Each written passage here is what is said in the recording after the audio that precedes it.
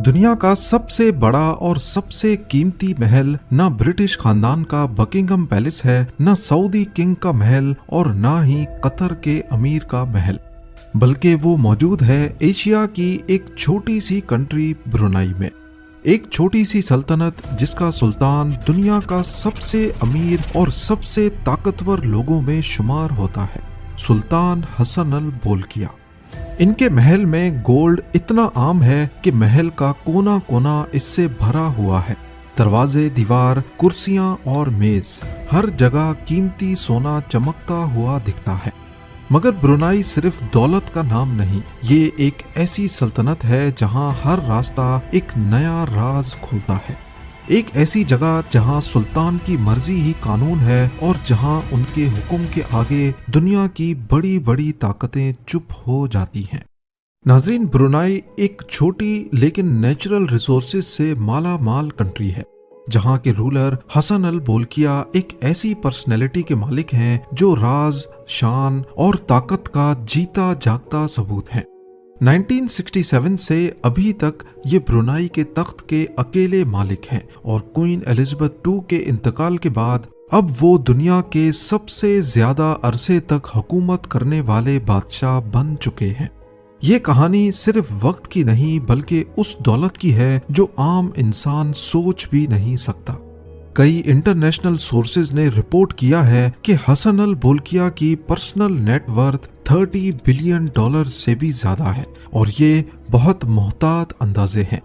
इनकी असल वेल्थ के बारे में अभी तक किसी को इल्म नहीं हो सका।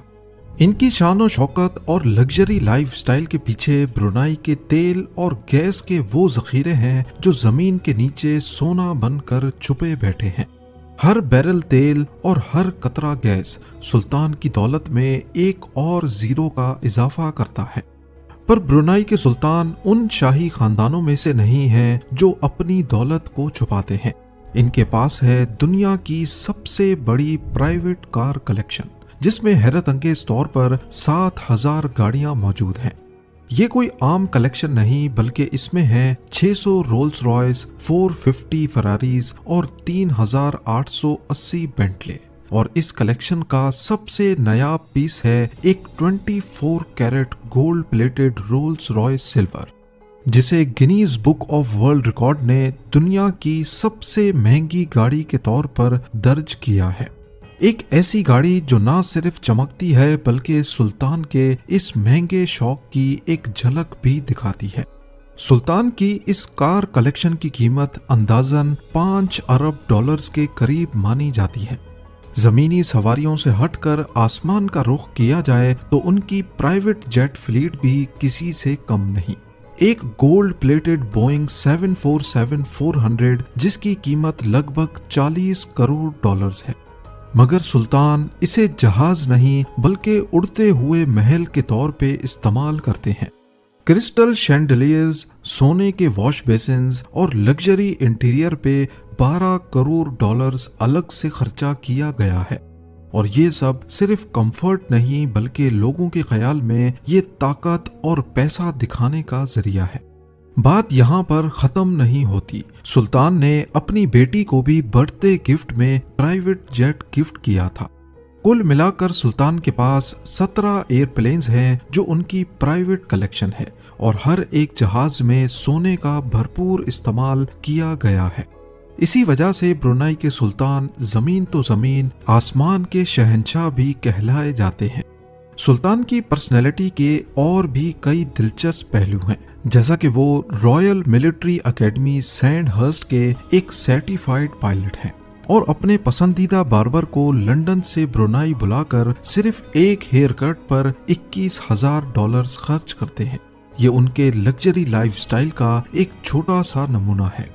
सुल्तान एक आर्ट कलेक्टर भी हैं जिन्होंने मशहूर फ्रेंच पेंटर रेनवार की पेंटिंग $7 करोड़ में खरीदी थी। खर्चा करने में ये इतने खुले हाथ के हैं कि 1996 में अपनी 50वीं बर्थडे पार्टी पर इन्होंने एक ही झटके में $3 करोड़ बहा दिए, जिसमें माइकल जैक्सन को परफॉर्मेंस के लिए ही $2.25 करोड़ अदा किए गए। इस दौरान पूरे मुल्क में 2 हफ्ते की छुट्टी मनाई गई और ख़ास इस ओकेजन के लिए पूरा एक नया स्टेडियम बनवाया गया जिसमें दुनिया भर से 60,000 रॉयल गेस्ट ने शिरकत की। पर असल हैरानी की बात यह थी कि बर्थडे पार्टी में आए रॉयल गेस्ट को असली सोने के मेडल्स दिए गए। महल की बात की जाए तो ये फिलिपिनो आर्किटेक्ट लियांड्रो लॉक्सिन्स ने डिजाइन किया, जबकि इंटीरियर डिजाइन ख्वान च्यू से डिजाइन करवाया गया, जिन्होंने मशहूर जमाना बुर्जुल अरब को भी डिजाइन किया था। 1984 में इस महल की कंस्ट्रक्शन पर $1.5 अरब का खर्चा आया, ठीक उतना ही जितना खर्चा बुर्ज खलीफा की कंस्ट्रक्शन में आया था। ये महल, जिसे नूरुल ईमान कहते हैं, पेरिस के वर्साइल पैलेस से भी 3 गुना बड़ा है। इसमें हैरत अंगेज तौर पर 1788 कमरे, 257 बाथरूम्स, 5000 मेहमानों के लिए बैंक्वेट हॉल, एक मस्जिद, 110 गाड़ियों के लिए गैराज, 200 पोलो पोनीज के लिए एयर कंडीशनड स्टेबल और 5 स्विमिंग पूल्स मौजूद हैं। और सबसे खास बात, इसका डोम 22 कैरेट गोल्ड से बना हुआ है। महल का हर कोना शान और शौकत की दास्तान सुनाता है। सोने और मार्बल के फर्श, दरवाजे और दीवारों पर नक्श निगारी। इस महल में टोटल 550 से भी ज्यादा गोल्ड शैंडलियर्स और 18 एलिवेटर्स मौजूद हैं।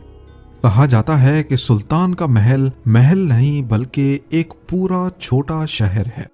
ये महल, जिसे इस्ताना नूरुल ईमान कहा जाता है, इसमें टोटल 17 फ्लोर्स हैं और इसका total floor area 21 lakh square feet पर फैला हुआ है। अब यहाँ आपके जहन में सवाल आ रहा होगा कि इतने बड़े महल में सुल्तान और उनकी फैमिली एक जगह से दूसरी जगह कैसे जाती है। इस काम के लिए महल में इलेक्ट्रिक गोल्फ कार्ट्स का इस्तेमाल होता है। ये महल सिर्फ सुल्तान का घर नहीं बल्कि ये प्राइम मिनिस्टर ऑफिस और ब्रुनाई की गवर्नमेंट का हेड क्वार्टर भी है। यहाँ से मुल्क के तमाम बड़े फैसले किए जाते हैं। सुल्तान हसन अल बोल्किया सिर्फ अमीर तरीन बादशाह ही नहीं, वो खुद प्राइम मिनिस्टर भी हैं, फाइनेंस मिनिस्टर भी और होम मिनिस्टर भी। 2004 की कॉन्स्टिट्यूशनल अमेंडमेंट्स ने उनके इख्तियारात को मजीद मजबूत बना दिया था। उन्हें कानून से बालातर पोजीशन दी गई है, चाहे वो उनकी सरकारी हैसियत हो या पर्सनल। अब यहाँ आपको ये सब देखकर लग रहा होगा कि ब्रुनाई एक लिबरल कंट्री होगी, पर ऐसा नहीं है। उनकी हुकूमत का सबसे अहम पहलू शरिया कानून का नाफिज करना है। 2019 में सुल्तान ने इस्लामी कानून को मुकम्मल तौर पर नाफिज किया।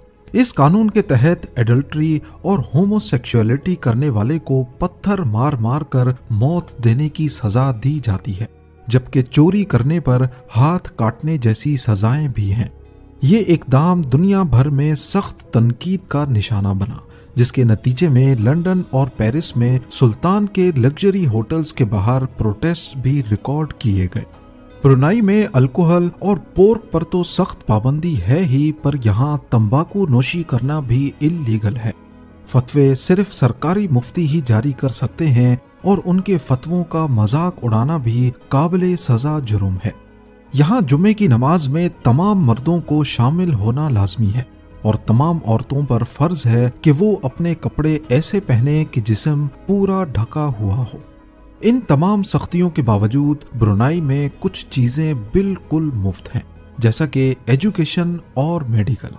यहाँ किसी किस्म का इनकम टैक्स भी नहीं है।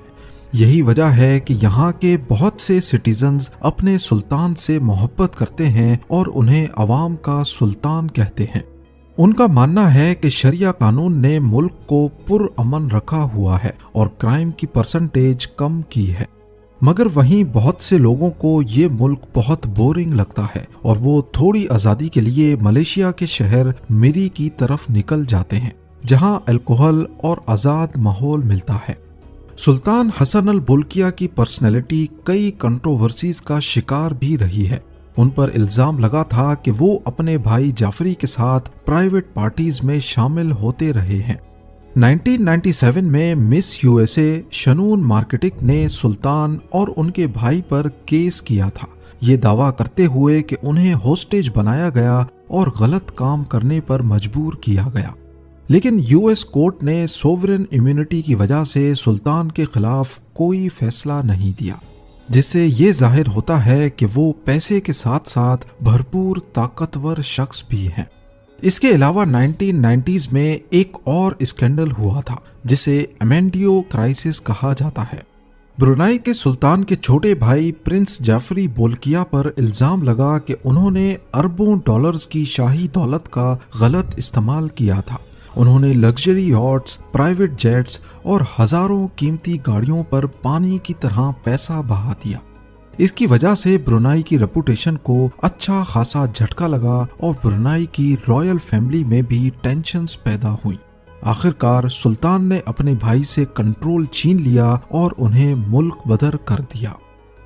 ब्रुनाई एक ऐसी सल्तनत है जहां का एक हिस्सा लग्जरी की दास्तान बयान करता है तो दूसरी तरफ सख्त इस्लामी कानून अप्लाई होता है। पर इन सब के अलावा कुछ ऐसे फैक्ट्स भी हैं जो शायद आपने ब्रुनाई के बारे में पहले कभी ना सुने हों। ब्रुनाई लफ्ज का असल में मतलब होता है दैट्स इट। इसका पूरा नाम नेगिरा ब्रुनाई दारुस्सलाम है, जहां नेगिरा का मतलब है कंट्री और दारुस्सलाम का मतलब है पीसफुल रहने की जगह। ब्रुनाई से निकलने वाला ऑयल और गैस मुल्क की 90% इकोनॉमी चलाता है। वर्ल्ड वॉर 2 में ऑयल की कमी की वजह से जापान ने ब्रुनाई पर कब्जा कर लिया था और फिर ब्रिटिशर्स ने इसे जापान से आज़ाद भी करवाया।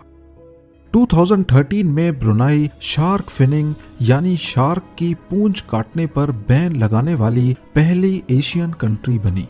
ब्रुनाई में एजुकेशन पर बहुत जोर दिया जाता है और यहाँ का लिटरेसी रेट दुनिया के कई मुल्कों से बेहतर है, जो 98% के करीब है।